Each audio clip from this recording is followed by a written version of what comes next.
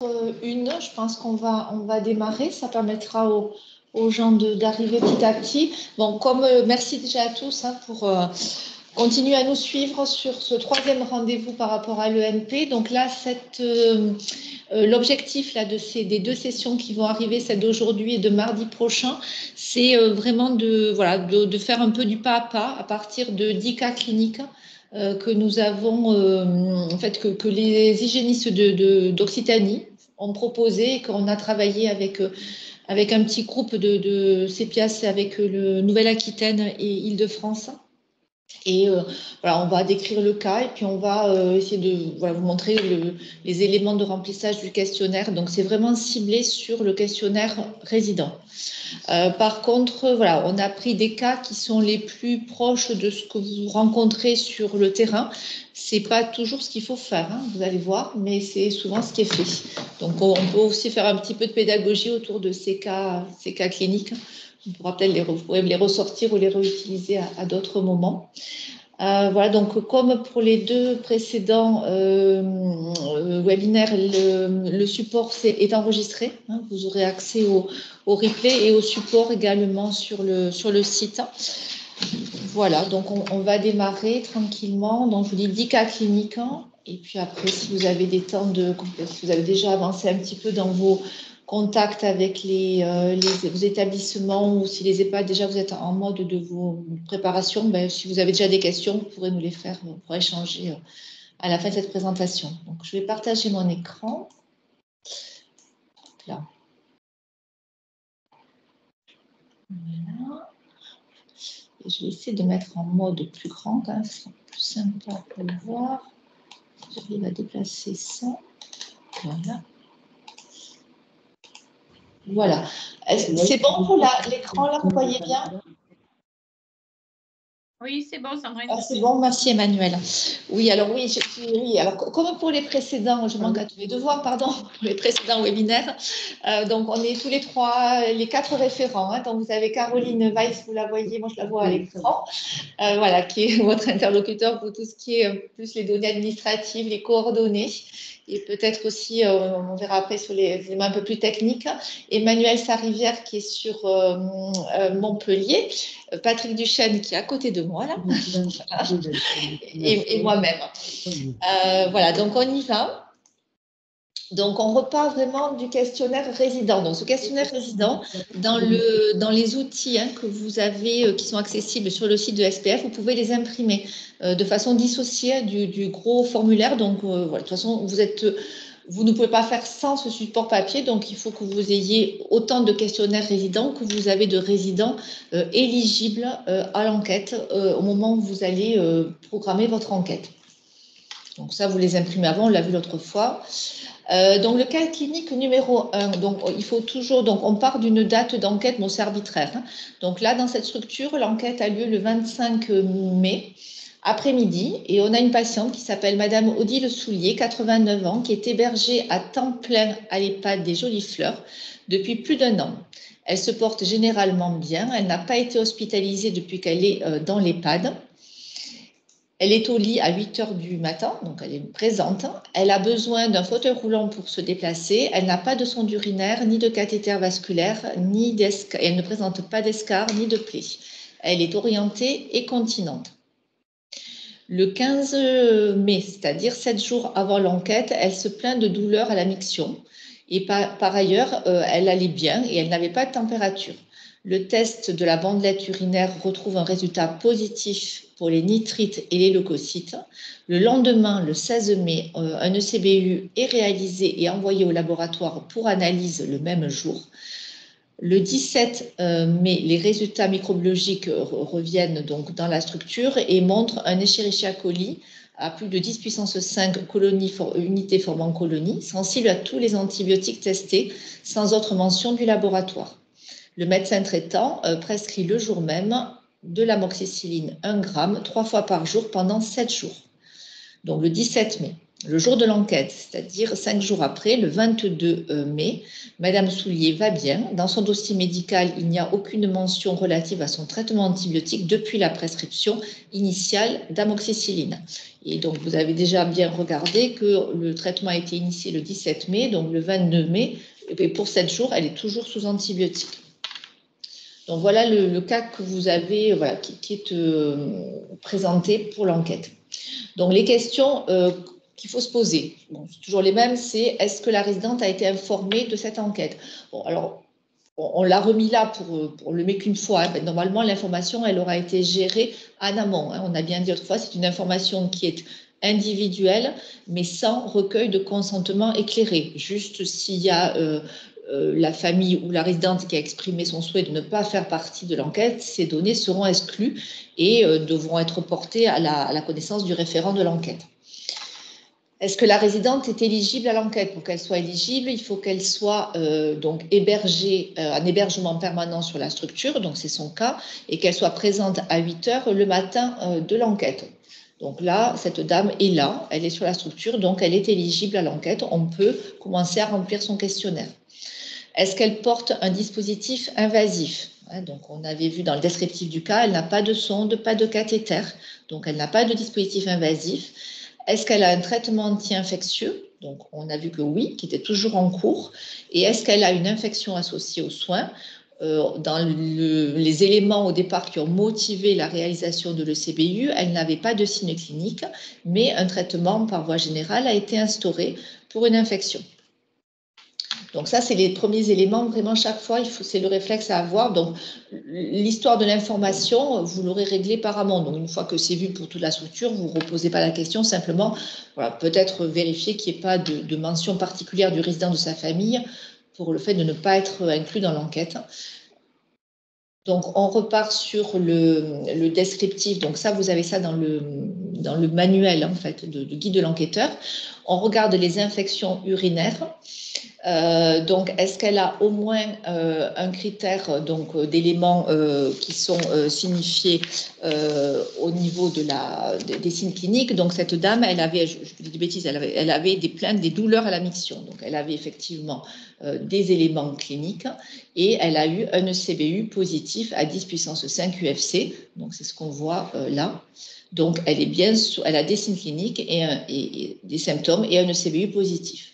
Donc, elle est bien dans le cadre d'une infection urinaire et qui est confirmée, hein, puisque vous avez l'ensemble des éléments nécessaires. Donc, le codage de cette infection, ça sera UR1, donc infection urinaire confirmée.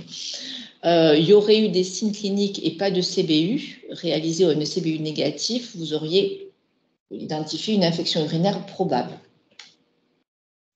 Alors, quand on reprend le questionnaire, donc on a la date de l'enquête, c'est le 22 mai. L'identification du résident, je vous ai dit, cette identification, vous ne l'aurez qu'après dans l'outil Prévias de saisie. Donc, pour l'instant, vous n'avez pas les éléments pour l'identification. Par contre, vous avez le nom de la résidente. Donc, vous pouvez le mettre en grisé. De toute façon, les questionnaires, vous les détruisez à la fin de l'année. Hein. L'année de naissance, donc elle est née en 1935, c'est une dame, donc le sexe féminin. L'unité dans laquelle elle vit, voilà, sur cette partie-là, donc on a mis de façon arbitraire hein, le secteur 1, mais vous pouvez mettre ce que vous voulez en fait, si vous écrivez. Hein, si vous voulez le secteur bleu ou l'unité 4, voilà, ça c'est vous qui voyez. Il ne s'agit pas d'un secteur d'unité protégée adaptée. Hein, donc, on met non. Elle n'a pas été hospitalisée dans les 3 mois. Donc, c'est non sur le critère hospitalisation. Elle n'a pas eu d'intervention chirurgicale dans les 30 jours. Donc, on coche non. Elle n'a pas d'escar. Elle n'est pas désorientée. Par contre, elle est en fauteuil roulant au niveau de la mobilité. Hein, donc là, vous cochez, voilà, ça sera plus facile. Fauteuil roulant. Et cette dame est identifiée comme étant, elle est continente. Donc là, on a tous les caractéristiques du résident. Sur la partie dispositif invasif, donc c'était clair dans le descriptif. Bon, après, il faudra chercher effectivement dans les éléments du dossier si les responsables, si en interne, ces éléments n'ont pas été retranscrits dans la fiche au moment du jour de l'enquête. Donc, elle n'a pas de dispositif invasif, donc c'est non, et ça s'arrête là. Au niveau du traitement anti-infectieux, elle a un traitement anti-infectieux. Donc là, on vous a mis, ça renvoie à la page 36 du référentiel. On va l'ouvrir après. On va le faire de suite. Voilà. Donc, traitement anti-infectieux. Donc, c'est bien tout traitement anti-infectieux ciblé, c'est-à-dire des traitements anti-infectieux par voie systémique dans le cadre de l'enquête administrée par voie générale, donc traitement systémique. Donc, il va falloir les reporter. Donc là, il faudra indiquer le nom de l'anti-infectieux. Donc, si la personne qui réalise l'enquête n'a pas le thésaurus à côté, elle écrit amoxicilline. Et avant la validation, il faudra reporter le code qui est bien indiqué, page 51, de la classe internationale de cet antibiotique, cette molécule. La voie d'administration, donc c'est oral, donc c'est O pour oral. Vous retrouvez tous ces éléments en page 38. La durée prévisible du traitement. Donc, méfiez-vous de ce point précis. Je le dis la semaine dernière, on met la durée en intention de traiter, c'est-à-dire la durée qui est indiquée au moment de la prescription de la molécule. Donc là, le médecin avait prescrit pour 7 jours. Et faites attention à vos paramétrages de logiciels qui, des fois, par défaut, mettent des durées très, très longues. Quand vous êtes sur des dossiers informatisés, ne mettez pas tous les antibiotiques à 30 jours parce que c'est la durée par défaut que propose l'ordinateur, le dossier patient. Hein. Donc, il faudra revenir ou questionner le médecin. C'est vraiment la durée en intention de traiter. Donc, après, vous allez passer sur le contexte de prescription. Donc là, ça renvoie aussi page 38. Donc, cette dame, elle a été traitée, elle avait des plaintes à la miction. Donc, elle est traitée à visée curative. Le diagnostic associé au traitement, ce n'est pas le diagnostic de l'infection, hein, c'est un diagnostic particulier. Voilà, donc il est... Alors, attendez, je vais trop vite là. Voilà. C'est URI. Donc, vous avez page 39, le descriptif de tous les diagnostics associés à la mise en place d'un traitement anti-infectieux. La réévaluation de l'antibiotique. Alors, là, on va voir plusieurs cas. Il faut vraiment être précis là-dessus. En fait, là, cette dame, quand vous passez, elle est déjà à J5 de son traitement antibio. Donc, vous devez retrouver s'il y a eu des éléments d'évaluation de l'antibiothérapie. Donc, l'évaluation, ça peut être des éléments qui vont, où vous allez en fait trouver dans le dossier, vu l'antibiogramme ou écrit sur l'antibiogramme, ok, machin, ça marche. Voilà. Des éléments qui vont vous permettre qu'à un moment donné, si on a prescrit un traitement sans le résultat, eh bien, on le réévalue quand le résultat arrive, ou on le réévalue sur la clinique. Donc, dans ce cas-là, nous, on a décrit, c'est que dans le dossier de la dame, on n'a rien trouvé pendant AJ5 par rapport à ce traitement antibiotique. Il n'y a pas eu de nouvelles cibles indiquées, ni de résultats microbiologiques ou de signes d'évaluation clinique pour cette patiente-là. Bon, en général, si vous regardez, vous trouverez peut-être des éléments. Donc là, pour nous, dans ce cas précis, on n'a pas de réévaluation AJ5 de ce traitement antibiotique. Le lieu de prescription de l'antibiotique, en l'occurrence, là, c'est dans la structure, c'est un établissement médico-social. Voilà. Sur la partie infection associée aux soins, donc oui, on a vu qu'on rentrait dans le cadre d'une infection urinaire confirmée, à la fois avec signes cliniques et microbiologie associée. Donc voilà pour ce cas précis. On revient sur la définition. Alors, effectivement, quand vous êtes sur la définition de l'infection, vous avez un peu plus de critères que dans le diagnostic associé au traitement. Donc, voilà. Ensuite, une fois qu'on a rempli l'infection, on part sur la partie micro-organismes. Donc, c'est un Escherichia coli.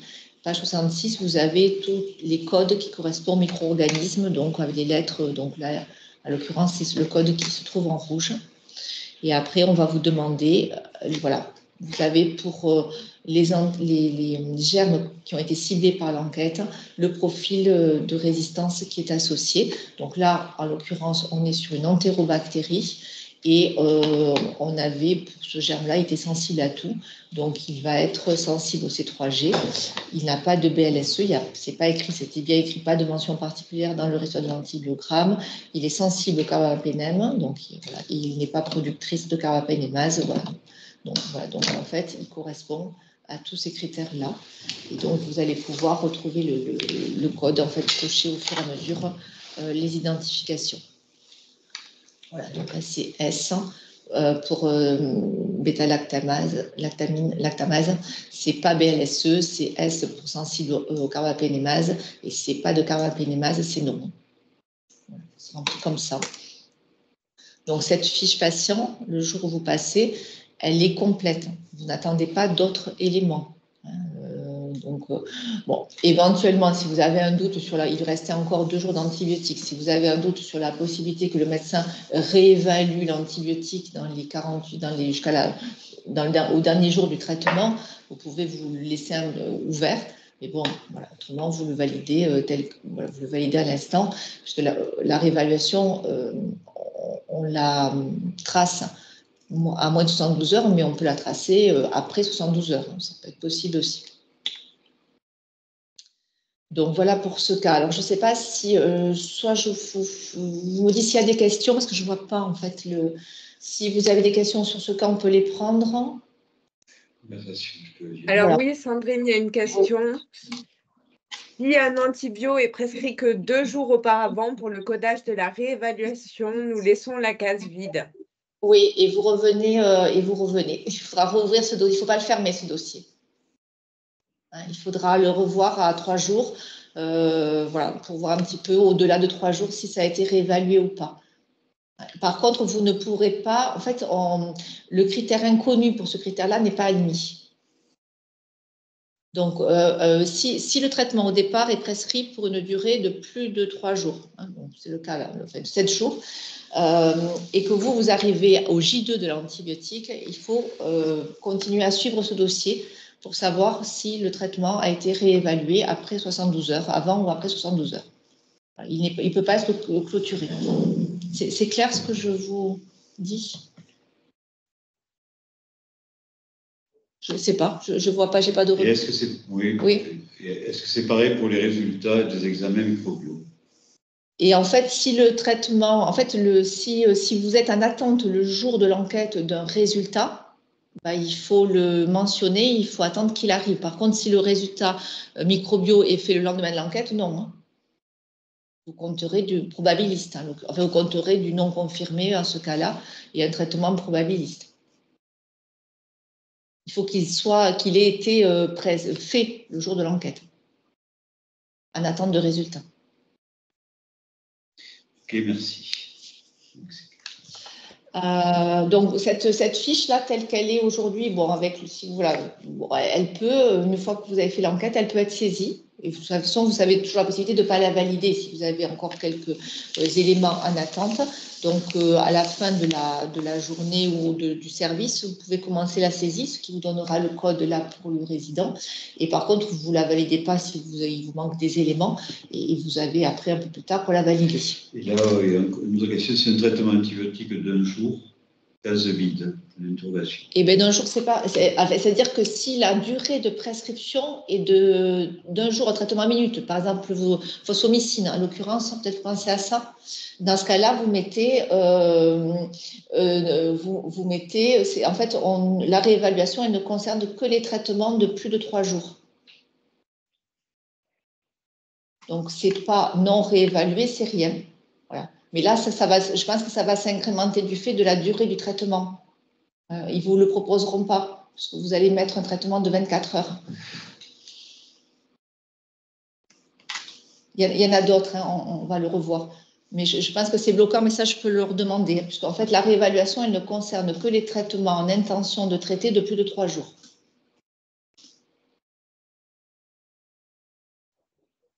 Il y a d'autres questions? Quel jour sera l'enquête? C'est vous qui décidez, le jour de l'enquête. Entre le 15 et le 28 juin. Entre le 15 et le 28 juin, vous décidez de faire l'enquête si vous souhaitez que vos résultats soient transmis, fassent partie de l'analyse régionale et nationale. Après, je vous avais dit, vous pouvez toujours faire l'enquête au-delà du 28 juin. Vous aurez vos résultats à vous, mais ils ne seront pas intégrés à la base nationale. Donc, vous perdez un petit peu l'intérêt de vous comparer pour des périodes qui seront un peu différentes, voilà, de vous comparer aux résultats des autres, de la région et du national. Donc là, on a dû faire des cas un peu par anticipation. On ne vous impose pas une date, bien sûr, c'est vous qui choisissez. On peut passer au deuxième cas? Oui. Oui. Donc, le cas numéro 2, donc c'est l'enquête pareil. Cet établissement le fait dans ce service-là le 22 mai après-midi. C'est une dame, Madame Anne Ducrot, qui a 90 ans, qui est hébergée à temps plein à l'EHPAD du Laurietain depuis 2022. Elle est incontinente, elle est dépendante pour la toilette, elle n'a pas de sonde urinaire, elle n'a pas de cathéter, elle n'a pas d'escar, elle n'a pas de plaie. Elle est orientée et se déplace en fauteuil. Donc le 17 mai, lors de la réalisation de la toilette, l'aide-soignante constate lors de l'ablation du change que les urines sont malodorantes. Après avis pris auprès de l'infirmière, une bandelette urinaire est réalisée. La bandelette revient positive au leucocyte de croix. L'infirmière prévient le médecin traitant qui prescrit un ECBU. Vous voyez, c'est vraiment, c'est pas ce qu'il faut faire, mais c'est souvent ce qu'on peut retrouver. Mais bon, ça, c'est un autre débat. Donc, vous avez cette situation-là le 17 mai, 5 jours avant l'enquête. Le jour de votre passage, le passage de l'enquêteur, les résultats de l'ECBU n'ont pas encore été transmis au médecin traitant. Donc, c'est ce qu'on disait tout à l'heure. Donc, le CBU a été réalisé, prescrit, envoyé au laboratoire, mais on n'a pas encore les résultats. Et donc, ce ne sera que le lendemain de l'enquête que l'enquêteur est appelé par l'infirmière, car elle vient de recevoir les résultats de l'ECBU qui montrent la présence d'un Escherichia coli à un taux de 10 puissance 3 unités formant colonie par millilitre, avec une résistance au bêta-lactamyl, BLSE, associée à un taux de leucocytes à 10 puissance 4 par millilitre. La résidente ne présente aucun signe clinique en faveur d'un épisode infectieux, ni de signe de désorientation ou de plainte inhabituelle depuis le 17 mai, c'est-à-dire le jour du change et de la découverte d'urine malodorante. Alors, donc les questions, c'est toujours les mêmes. On a vérifié l'information du résident, qu'elle ne s'est pas opposée à ce qu'elle soit inclue dans l'enquête. Est-ce qu'elle est éligible? Elle habite dans la structure depuis 2002. Elle est présente le jour de l'enquête et donc elle est tout à fait éligible à l'enquête. Donc on commence à remplir pour elle, Madame Soulier, un questionnaire. Est-ce qu'elle a un dispositif invasif? Non. Pas de sonde, pas de cathéter. Est-ce qu'elle a un traitement anti-infectieux? Non. Est-ce qu'elle a une infection associée aux soins? Voilà, donc en fait, on va revoir dans les critères, mais voilà, elle a une bandelette positive, un CBU en attente, mais par contre, en attente et avec un résultat le lendemain de l'enquête, elle n'a aucun signe, donc elle n'a pas d'infection. Donc ça, vous allez le revoir dans le pas à pas. Des infections urinaires, il faut au moins un des signes suivants. Elle n'a pas de dysurie, elle n'a pas de douleur, pas de fièvre, pas de leucocytose. Sur la numération formule sanguine, elle n'a pas de fièvre, voilà, pas de leucocytose.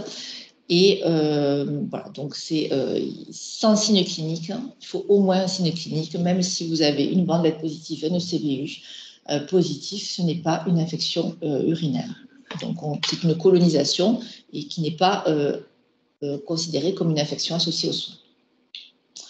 Donc, le jour de l'enquête, on reprend notre formulaire, le 22 mai. Donc, Madame Ducrot, Anne, elle est née en 1934, c'est une dame, elle est dans l'unité 1, elle n'a pas été hospitalisée, elle n'a pas eu d'intervention chirurgicale dans les 30 jours, elle n'a pas d'escar, elle n'est pas désorientée, elle est en fauteuil roulant au niveau de sa mobilité et elle est incontinente. Elle n'a pas de dispositif invasif, elle n'a pas de traitement anti-infectieux et elle n'a pas d'infection associée aux soins. Donc, pour cette affiche, vous n'avez pas besoin, enfin, vous avez le lendemain, l'infirmière vous a prévenu du résultat positif, ça ne change rien. Elle n'a pas de signe clinique, donc elle n'a pas d'infection. Donc, l'affiche là, elle est close, elle peut être, elle est voilà, clôturée, elle peut être saisie. Est-ce que vous avez des questions sur ce cas particulier? Là, vous allez en avoir peut-être beaucoup des cas comme ça. Donc, si vous êtes en difficulté sur les signes cliniques, il faut rediscuter avec le médecin, avec l'infirmier. Il n'y a pas de questions? C'est clair? Allez, on avance. Le cas numéro 3. Alors, c'est un monsieur. Voilà, on a essayé de faire la parité. Monsieur Pierre-Antoine, qui est âgé de 84 ans, qui vit à l'EHPAD du Lac, secteur des Neiges, depuis 1 mois. Il est désorienté, il se déplace en fauteuil, il est incontinent. Il a été hospitalisé il y a 7 jours aux urgences pour un état confusionnel avec chute. aux urgences, un traitement par ceftriaxone en intramusculaire a été instauré après la réalisation d'un ECBU en raison d'une bandelette urinaire positive, associée à un état fébrile avec une température à 39. Le diagnostic retenu est celui d'une prostatite aiguë. Le service des urgences a adressé au médecin traitant le résultat de l'ECBU qui retrouve un E. coli à 10 puissance 7 UFC par millilitre avec une résistance au bêta-lactamine, BLSE, associée à un taux de leucocytes à 10 puissance 6. 48 heures avant l'enquête, c'est-à-dire le 16 juin, le médecin traitant a pris l'avis de l'urologue puis réévalué le traitement antibiotique. Le traitement par ceftriaxone a été remplacé par ciprofloxacine 500 mg x 2 per os pour une durée de traitement de 14 jours. Le jour de l'enquête, donc la veille de l'enquête, donc le 17 juin, le résident présente un épisode diarrhéique important avec 3 selles liquides depuis le matin. Une recherche de toxine de Clostridioides difficile a été demandée. Donc le 18 juin, c'est le jour de l'enquête, et le lendemain de l'enquête, le 19 juin, la recherche de toxines revient positive. Donc il y a beaucoup d'éléments dans ce dossier. Vous allez me dire, il y en a beaucoup, nous on ne peut pas le savoir à l'EHPAD. Cette partie-là, en fait, tout ce qui se passe aux urgences pour ce patient, dont le séjour aux urgences est quand même contemporain de l'enquête, et il y aura des éléments qui ont été initiés aux urgences qui font partie de ce que vous allez devoir retranscrire le jour de l'enquête. Il faut les obtenir soit par le biais du médecin traitant, soit par le biais du compte-rendu d'hospitalisation qui aura été adressé aux urgences. Voilà, il faut essayer de retrouver les éléments ou la lettre manuscrite de sortie des urgences. Des fois, ça peut être ça. Donc, pareil, donc information est éligible. Hein, donc, on part du principe que ça, c'est vérifié. Est-ce qu'il a un dispositif invasif, hein, et on repart. Un traitement anti-infectieux, oui. Et est-ce qu'il a une infection associée aux soins aussi.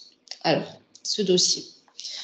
Concernant l'infection associée aux soins, donc les éléments qui ont été intégrés dans l'arbre décisionnel des infections urinaires, c'est un résident qui n'a pas de cathéter, qui présente donc des signes cliniques d'infection. Il a une fièvre, probablement une leucocytose, mais il a au moins de la fièvre à 39, ça c'est bien indiqué et c'est clair.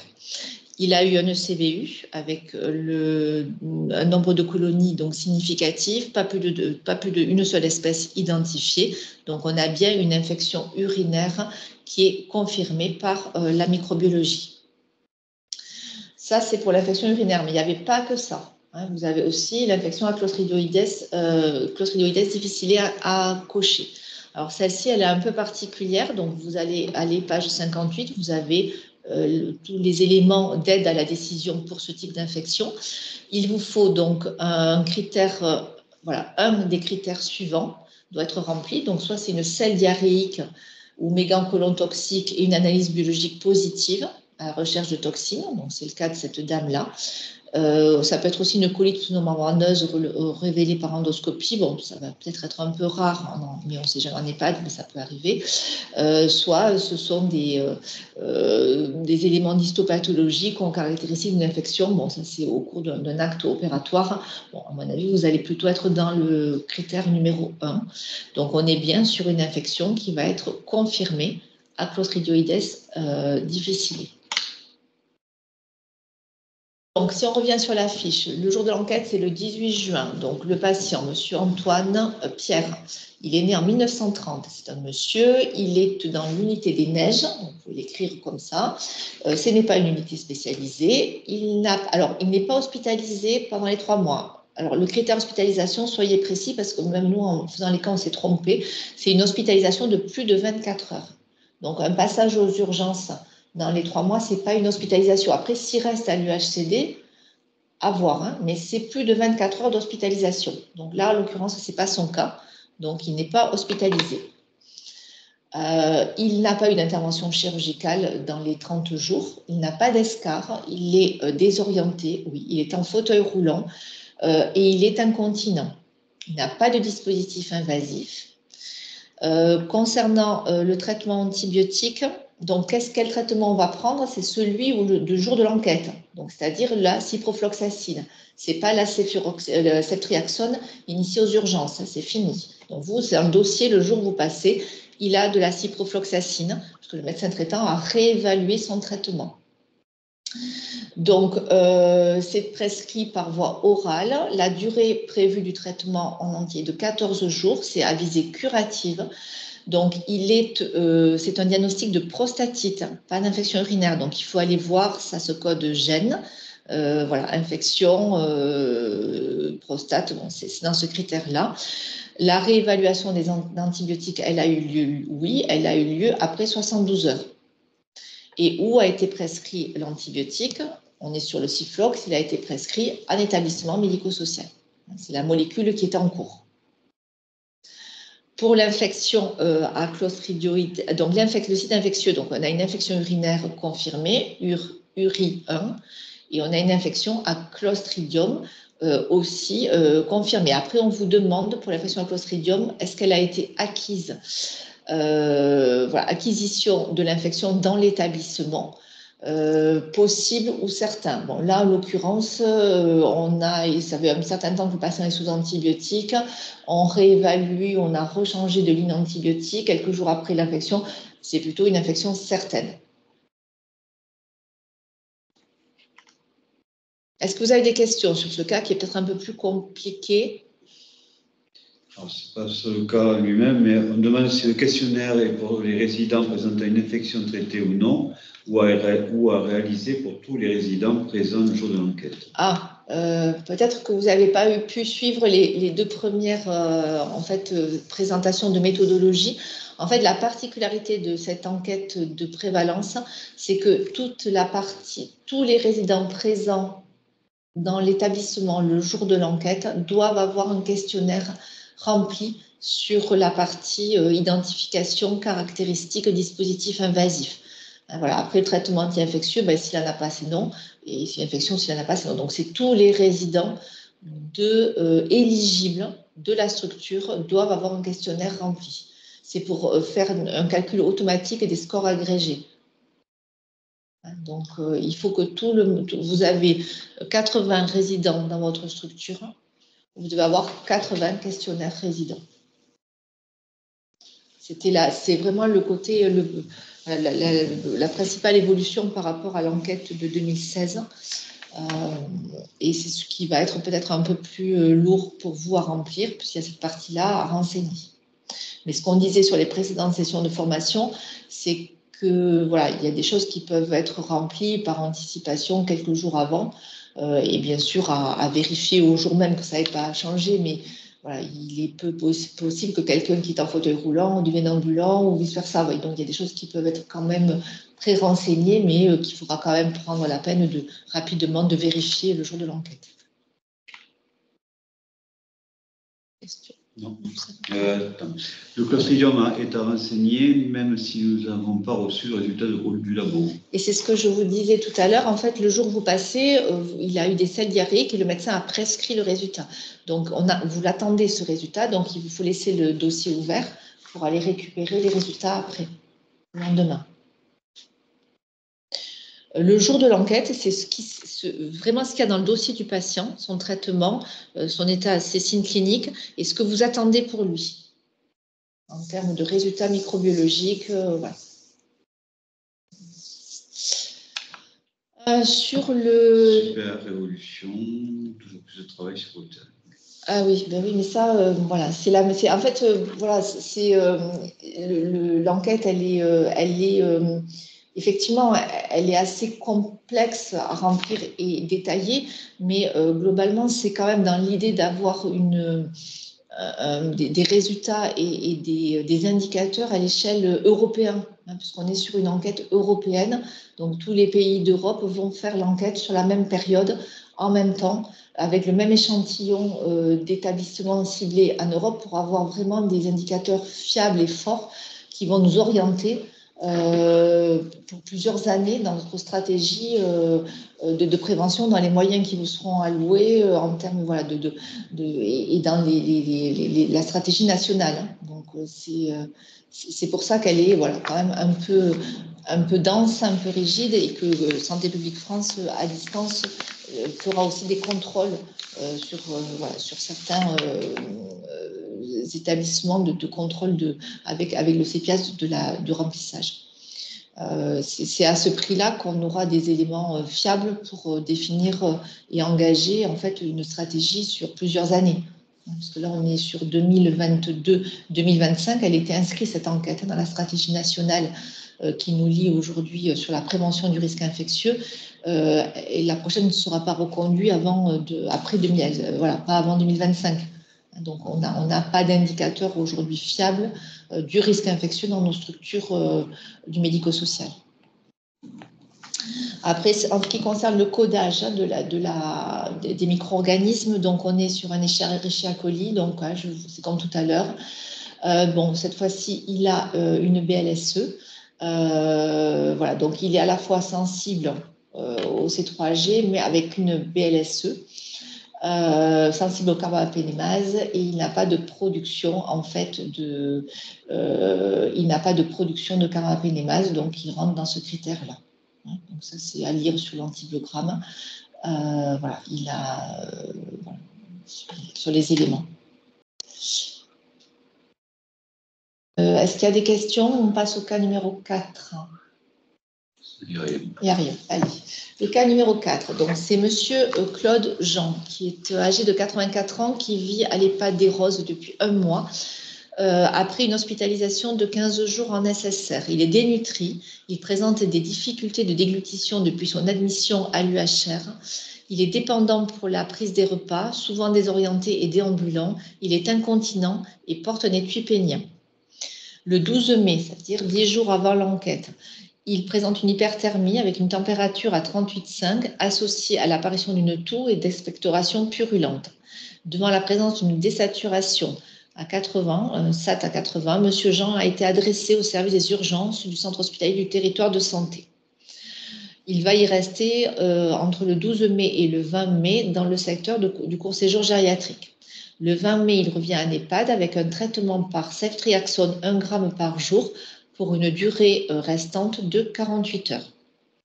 Lors du passage de l'enquêteur, le résident est à J5 du traitement antibiotique et la dernière prise est prévue le soir même.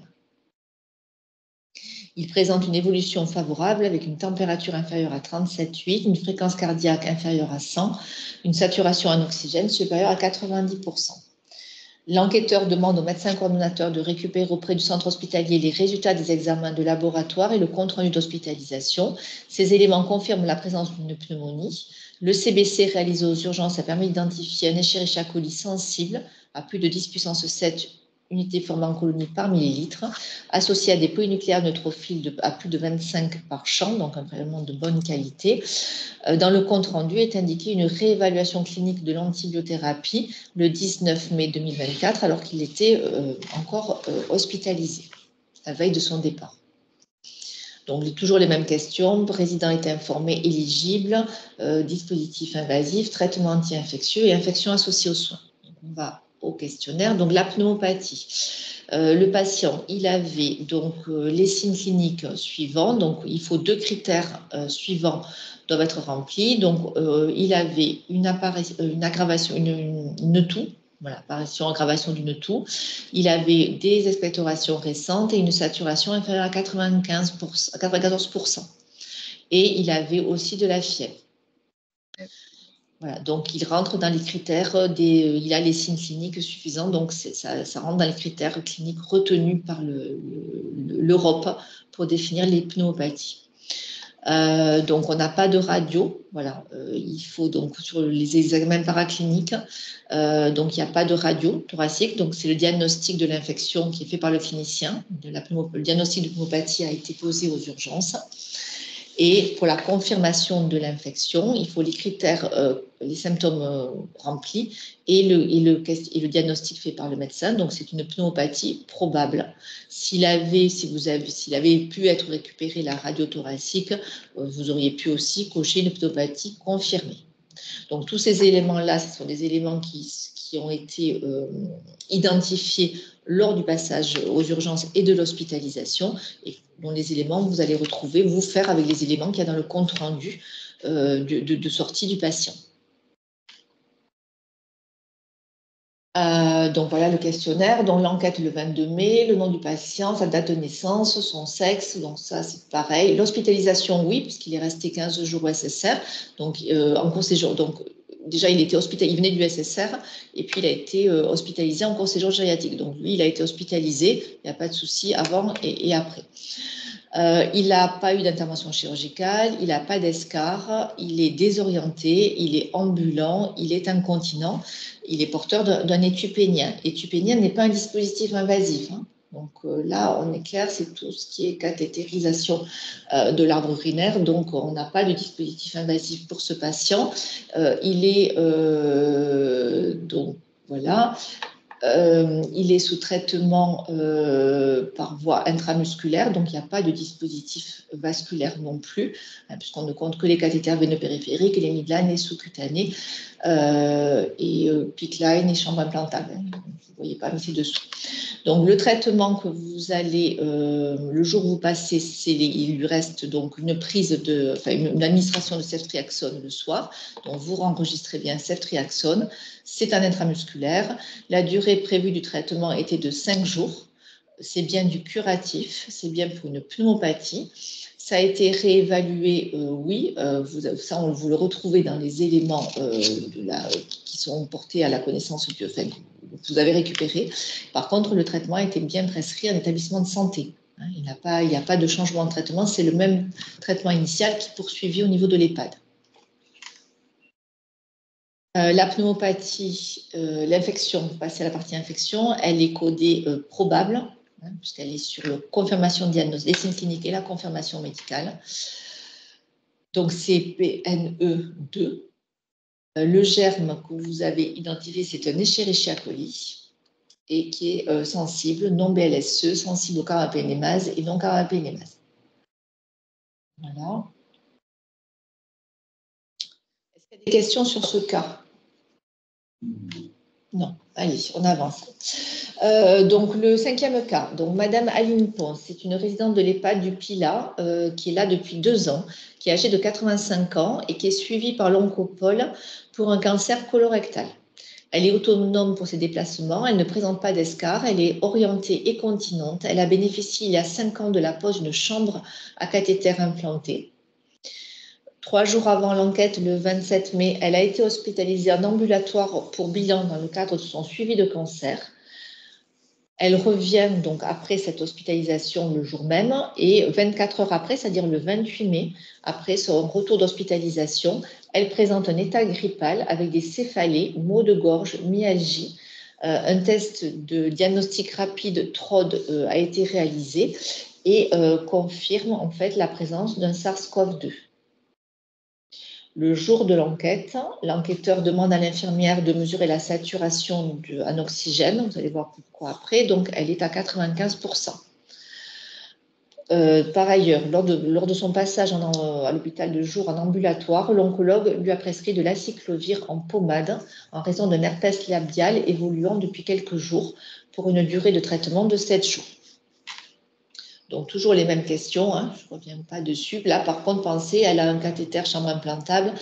Il faut parfois, on les oublie, ces dispositifs, surtout s'ils ne sont pas utilisés au niveau de l'EHPAD.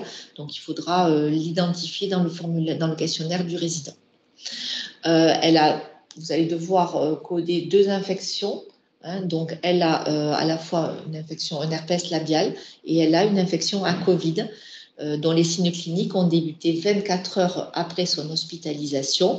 On est sur une durée d'incubation moyenne pour cette maladie aujourd'hui aux alentours de 5 jours. Ça veut dire que l'exposition au Covid, au SARS-CoV, a eu lieu en EHPAD et pas pendant ces quelques heures passées en ambulatoire, 24 heures avant le début des signes cliniques.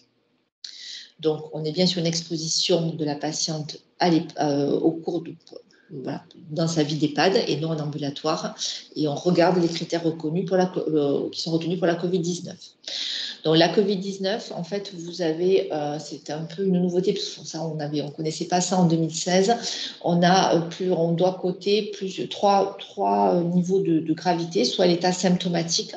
Donc ça, c'est ce que vous allez retrouver si le jour de l'enquête, vous avez fait des dépistages de contact, ou voilà, vous avez ou des gens qui ont des tests positifs sans symptômes, donc asymptomatique.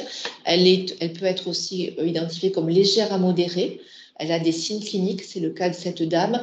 Par contre, elle n'a pas besoin d'oxygénothérapie, elle a une saturation supérieure à 92. Et elle peut être considérée comme sévère si vous avez des signes cliniques compatibles avec, par contre, le résident est requérant vis-à-vis elle a besoin d'oxygénothérapie en raison d'un essoufflement, de la Covid-19 et ou une saturation en oxygène inférieure à 92. Donc, pour nous, le cas qui nous concerne, on est bien dans une infection que l'on estime légère à modérée. Et donc, on regarde donc la confirmation. Donc, on a les signes cliniques et on a également donc les signes microbiologiques. Donc, on est sur ça se code en fait, COV léger à modéré, COV L. Pour l'herpès simplex, donc vous avez aussi le thésaurus qui vont vous aider à coder les infections par herpès ou zona. Il faut 2 critères remplis, une éruption cutanée vésiculeuse et une confirmation du diagnostic par le médecin ou une confirmation biologique. En l'occurrence, là, c'est un examen clinique qui a confirmé la présence de l'herpès en regard de lésion, d'une éruption cutanée. Donc, on est bien sur une infection herpès confirmée, donc elle se code ERP. Donc, on revient sur la fiche, toujours les mêmes fiches. Donc, voilà, toutes les parties résidents. Elle est née en 1939, c'est une dame. Elle est en accueil de jour. Elle n'est pas en accueil de jour spécialisé. Enfin, elle n'est pas dans une unité protégée. Elle n'est pas hospitalisée c'est une prise en charge en hôpital de jour de moins de 24 heures. Elle n'a pas d'escar, elle n'est pas désorientée. Elle est ambulante, elle n'est pas incontinente. Par contre, elle a un dispositif invasif, c'est un cathéter à chambre implantable. Alors, c'est dessous. Et en termes de traitement anti-infectieux, elle n'a pas de traitement anti-infectieux, puisque souvenez-vous, on ne compte que les traitements antibiotiques par voie systémique. Donc là, elle a une pommade d'acyclovir, donc on ne le retranscrit pas pour l'enquête. Pour le codage des infections, donc elle a 2 infections, un Covid léger et un herpès cutané. Est-ce que vous avez des questions sur ce cas?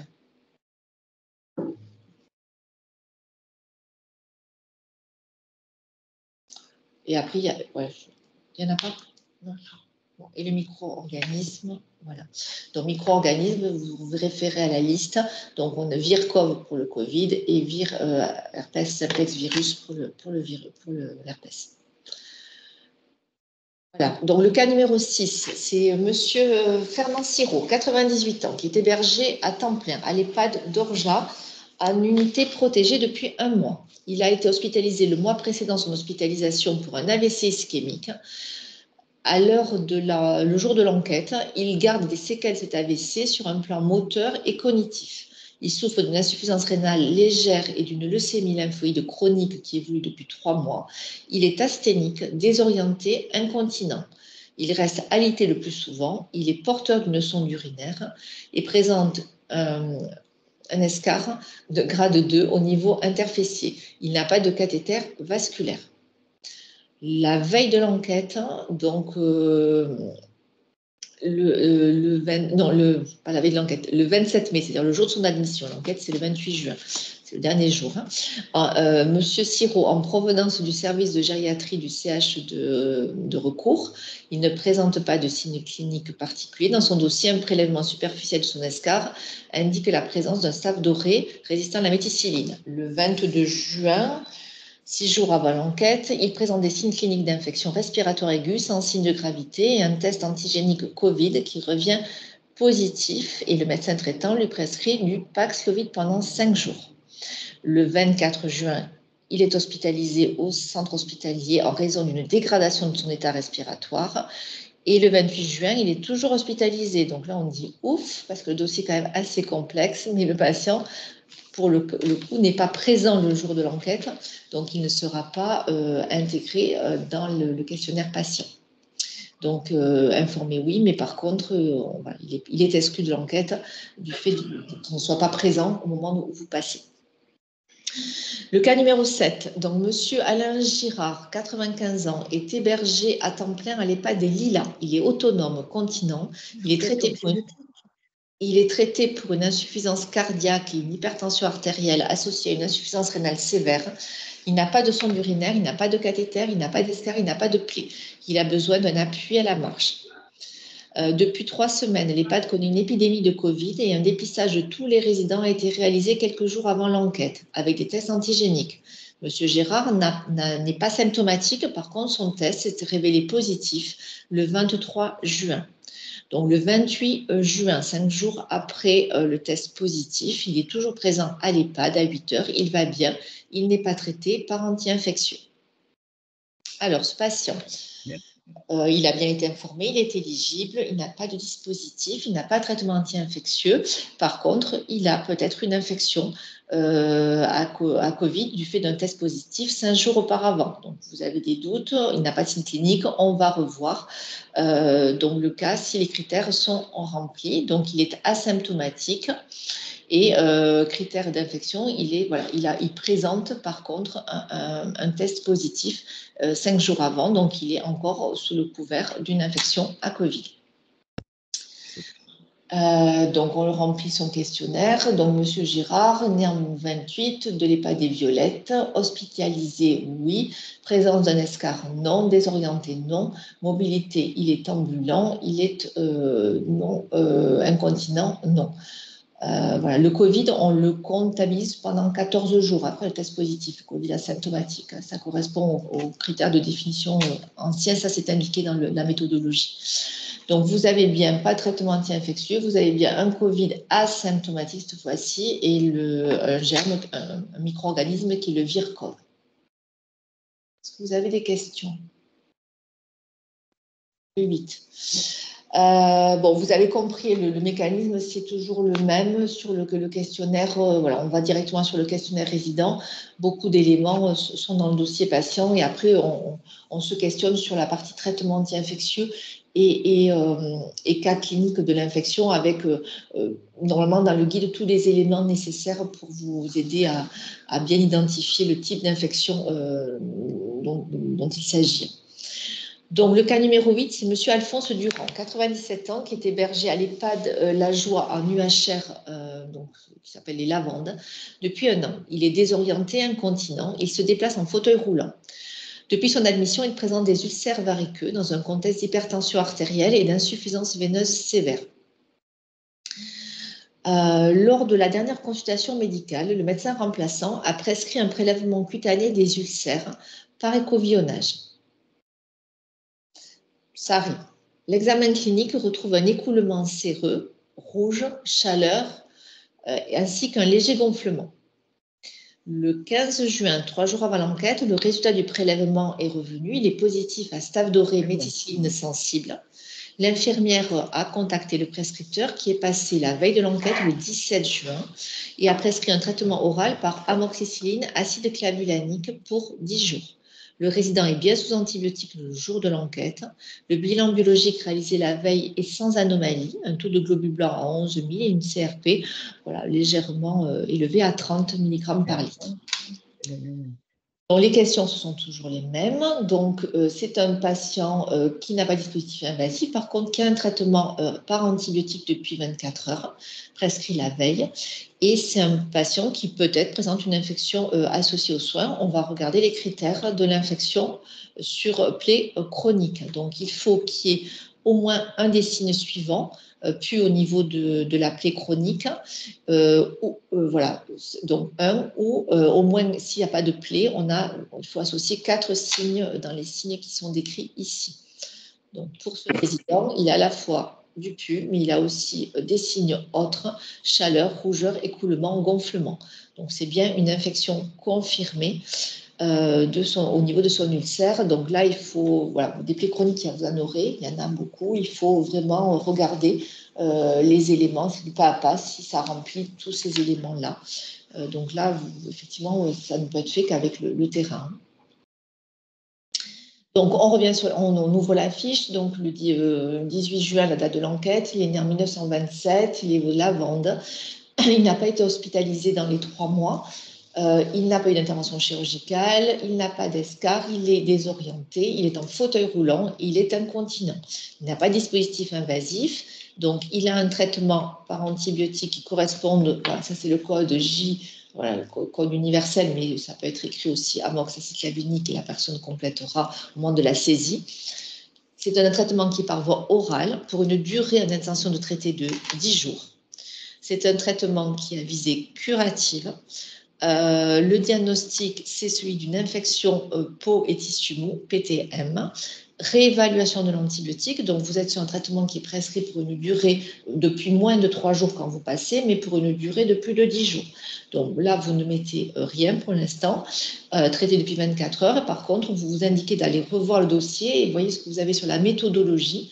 Pour les traitements anti-infectieux dont la durée en intention de traiter est supérieure à 3 jours et qui sont administrés aux résidents le jour de l'enquête depuis moins de 3 jours, donc c'est le cas de ce patient, il faudra compléter la réévaluation de l'antibiotique au 3e jour après la date de l'enquête.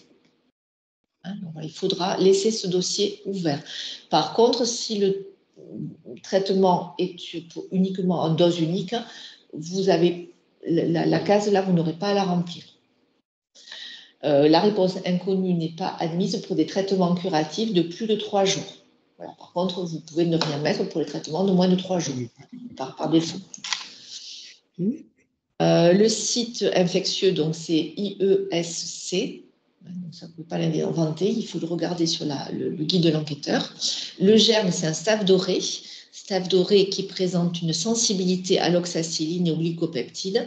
Donc, il est donc SAAUR, ça c'est la codation pour le staph doré. Et il est sensible aux 2 antibiotiques pour lesquels on demande de renseigner les éléments.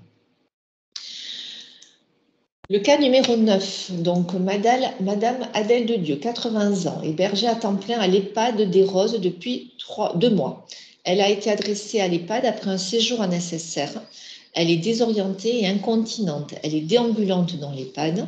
Depuis quelques jours, elle refuse de s'alimenter. Et un examen buccal réalisé il y a 48 heures, donc c'est-à-dire le 16 juin, retrouve une mycose importante. Les soins de bouche sont difficiles à administrer chez cette résidente.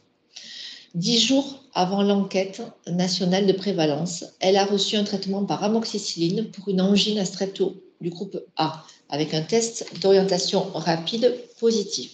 Le traitement antibiotique est terminé depuis 72 heures. Le jour de l'enquête, elle est considérée comme guérie de son angine. Devant son état buccal, le médecin traitant lui a prescrit, il y a 48 heures, un traitement antimycosique local, myconazole gel pour 7 jours.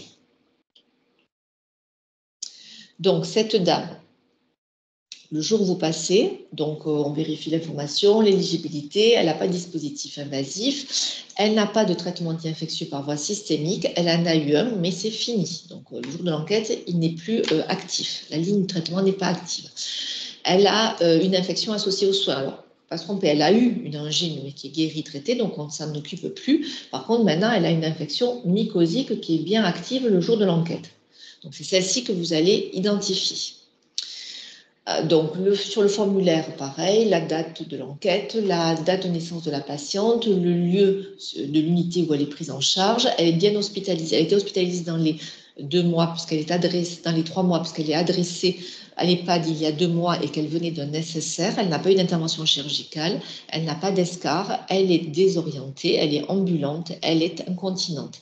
Elle n'a pas de dispositif invasif, elle n'a pas de traitement anti-infectieux par voie systémique. Par contre, elle a une infection associée aux soins. Donc, on regarde les critères de la candidose buccale. Vous avez 2 critères, la présence de plaques blanches en relief, de plaques blanches en relief sur la muqueuse inflammatoire et un diagnostic confirmé par le médecin ou le dentiste. Donc, c'est bien le cas de cette dame. Donc, on a une infection une mycose buccale orale, qui se code oral. Voilà. Le micro-organisme, on n'a pas de prélèvement réalisé, donc vous avez la possibilité de coder NONEF non effectué. Et le dernier cas, donc c'est Madame Louise Rieux, 85 ans, qui est hébergée à temps plein à l'EHPAD des Sources depuis 1 mois. Elle a été adressée à l'EHPAD après une hospitalisation en SSR de 15 jours qui fait suite à une fracture du col du fémur opérée au mois de mai. Elle est orientée et porte une sonde double J. Elle se déplace avec un déambulateur. Il y a 10 jours, la résidente est victime d'un arrêt cardio-respiratoire et prise en charge en réanimation. Elle est revenue à NEHPAD le 17 juin, c'est-à-dire la veille de l'enquête, à son admission en réanimation, c'est-à-dire il y a 10 jours. Un dépistage digestif a identifié la présence d'une bactérie hautement résistante aux antibiotiques, ou BHRE. C'est une Klebsiella pneumoniae oxa48. Le jour de l'enquête, la résidente ne présente pas de signes cliniques en faveur d'une infection. Elle présente un escar de grade 2 au niveau interfécier.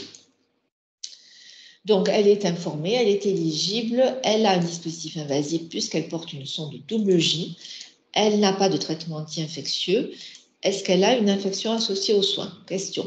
On va peut-être se questionner étant donné qu'il y a cette notion de BHRE retrouvée en réanimation. Donc, on va aller voir les critères, on ouvre la fiche. Donc, elle est née en 1940, c'est une dame, elle est désorientée, elle est ambulante, elle est incontinente, elle a un dispositif invasif, c'est une sonde urinaire. Donc, vous avez dans les critères des sondes urinaires tout ce que vous allez pouvoir entrer, et les sondes double J en font partie. Elle n'a pas de cathéter vasculaire. Voilà. Et par contre, quand vous regarderez la BHRE, la colonisation à BHRE, ce n'est pas une infection. Donc, cette patiente ne présentera pas d'infection associée aux soins. Elle a une colonisation retrouvée lors de son passage aux urgences. Point barre. Voilà. Ce n'est pas une infection associée aux soins. Autant, voilà, si à côté, il y a des choses à faire. Donc voilà, c'était les 10 cas qu'on voulait essayer de vous présenter aujourd'hui. C'est les mêmes cas qui sont présentés pour toute la France. Bon, après, c'est vrai que c'est pour chaque cas infecté, il faut quand même prendre le temps de bien vérifier, faire du pas à pas sur les éléments cliniques qui vous sont proposés dans le guide de l'enquêteur. Donc pour les EHPAD qui sont accompagnés par des hygiénistes, il faut vraiment ne pas hésiter à les contacter. Normalement, elles sont en appui pour si vous êtes au tir au sort, où vous pouvez avoir en référence. Si vous avez des questions sur des cas particuliers, vous revenez et vous n'avez pas de ressources en hygiène dans votre structure, vous revenez vers nous au niveau du CEPIAS et on vous aidera, on vous apportera les éléments de réponse, soit directement, soit si c'est plus compliqué et qu'on n'a pas non plus nous les réponses en passant par Santé publique France. Donc je vous ai dit qu'il y a la foire aux questions qui sera alimentée au fil, dès le démarrage de l'enquête, au fil des retours que vous allez faire au niveau de l'enquête sur le terrain et qui sera partagée par l'ensemble des établissements français. Il y aura toujours des situations un peu plus compliquées, mais je vous rappelle que le taux d'infection chez les résidents en établissement médico-social sur les dernières enquêtes, c'était 3%, donc 3 résidents pour une EHPAD de 100 lits. Le reste, ça sera des éléments qui seront faciles à obtenir et un peu plus de temps sur 3 dossiers, 3-4 dossiers dans votre structure pour ce qui est du traitement anti-infectieux et des infections associées aux soins. On a une question. Comment code-t-on une angine non-strepto A ou sans culture et sans TROD? Une interrogation orale. Alors, il faut aller voir je ne connais pas par cœur, je vais aller voir le manuel. Donc, vous allez avoir, vous avez tout ça. Alors, je ne sais pas dans quelle page. Là, on n'est pas passé l'angine, ce n'était pas le cas qui nous concernait. Donc, vous avez une angine à strepto du groupe A, vous pouvez la coder. Et l'angine, autrement, si vous n'avez pas non à strepto A, a priori, elle ne se code pas. Test rapide. Si vous pouvez coder une angine donc avec des signes cliniques compatibles avec une angine, maux de gorge, irritation, brûlure et Et vous pouvez avoir une culture bactérienne en cas de culture bactérienne en cas de TROD négatif ou absent. Ouais, non, il vous faut, non, a priori, c'est pas prévu. Parce que le reste, c'est des infections buccales. Donc, on va activer la forme question dès aujourd'hui, mais apparemment, on ne code que l'angine à streptoa ou infection buccale ou candidose buccale. Alors, infection buccale, je ne suis pas sûre que ça rentre là-dedans, parce que c'est plaques blanches ou plaques sur la muqueuse buccale. Bon, mais on va leur poser la question. Mais bon, soit vous êtes sur une infection buccale, point barre. Ouais. Ou alors c'est pas codé. Bon, on vous posera la question. Je ne sais pas si vous en aurez beaucoup quand même hein, chez les résidents. Mais bon, ça peut arriver. Voilà, vous voyez, donc on n'a pas toutes les réponses. Hein. N'oubliez pas, en fait, je vous avais eu le mail en début de semaine pour l'application qui va vous permettre de la saisie, l'application Prévias. Donc, vous avez une première session proposée, c'est santé. Alors là, nous, on ne fait que relayer le message de Santé publique France. Hein. Donc, ce n'est pas nous qui animons et qui proposons cette formation, c'est le niveau national. Donc, une première session qui est prévue mardi prochain, de 11h à 12h. Caroline vous a déjà envoyé les codes et vous avez les éléments. Et une deuxième session qui est prévue le mardi d'après, mardi 7 mai, de 16h à 17h. Voilà. Donc, je sais qu'il faut que je revienne vers vous pour savoir si l'enquête sera enregistrée. Hein, c'est des questions qui ont été posées ce matin par d'autres CEPIAS. Voilà, donc j'avais fini pour les cas cliniques. Je ne sais pas si vous voulez, on a encore du temps, si vous souhaitez qu'on échange sur certains points. Je regarde.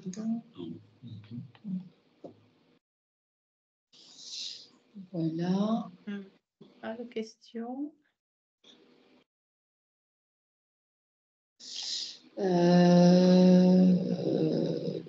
Voilà. OK. Bon, ben écoutez, si vous n'avez pas de questions, voilà, nous je pense on peut vous libérer. Donc, on refait la même session la semaine prochaine pour ceux qui souhaiteraient la suivre et on vous met à disposition le support de présentation. Donc, bah, écoutez, on va vous quitter. J'espère que ça n'a pas été trop difficile. Le suivi, ce n'est pas forcément évident hein, d'essayer d'illustrer cette enquête. Il y a une question, Sandrine. Voilà. Le questionnaire n'est à remplir que pour les cas positifs. Vous pouvez préciser. De quoi? Le questionnaire n'est à remplir que pour les cas positifs. Non. Un questionnaire pour tous les résidents présents dans l'enquête, qu'ils aient ou non une infection, qu'ils aient ou non un traitement anti-infectieux. Ça, il faut vraiment. Celui-ci refuse de participer à l'enquête. Oui, ok. Sauf, effectivement, merci. Merci, Emmanuel. Voilà. Super, merci pour la présentation. Bon, bah, écoutez, voilà, nous, sachez par contre, voilà, on a vraiment fait le tour pour les EHPAD qui sont tirés au sort sur les 100. On était à 103, en fait, il y a 101 structures tirées au sort pour lesquelles la participation vraiment sera importante. Voilà, normalement, il y a un appui pour toutes ces personnes-là, identifiées en termes d'hygiénistes. Après, n'hésitez pas, de toute façon, tout le temps de l'enquête, on est là pour vous répondre. Je voulais demander, c'est pas que je ne veux pas faire l'enquête, c'est juste que je cherche à savoir si c'est un questionnaire par résident avec une infection ou sans infection. Où on ne fait que remplir le formulaire pour le résident qui a une infection ou une pseudo-infection. C'est toujours la même question. Oui, c'est toujours une question, mais je n'arrive pas à avoir ma réponse parce que des enquêtes, là j'en suis à 3 depuis le début du mois. Donc, Oui, mais ça, j'entends ce que vous dites, mais depuis 3 semaines, on vous dit que la particularité, c'est que vous devez avoir un questionnaire pour tous les résidents présents dans votre structure. Donc, un questionnaire par résident. Un questionnaire par résident. Qu'ils soient D'accord. infectés ou pas infectés. Qu'ils aient ou pas un traitement anti-infectieux. D'accord. Là, j'ai ma réponse. Merci. Sauf s'il ne veut pas participer. Voilà. Voilà, l'enquête. Merci. Je vous en prie. Bon, mais écoutez, si vous n'avez plus de questions, on va vous quitter. Et voilà, et revenez vers nous voilà, si besoin, en fonction des éléments qui vous manqueront. Parfait. Merci à tous. Au revoir. Au revoir.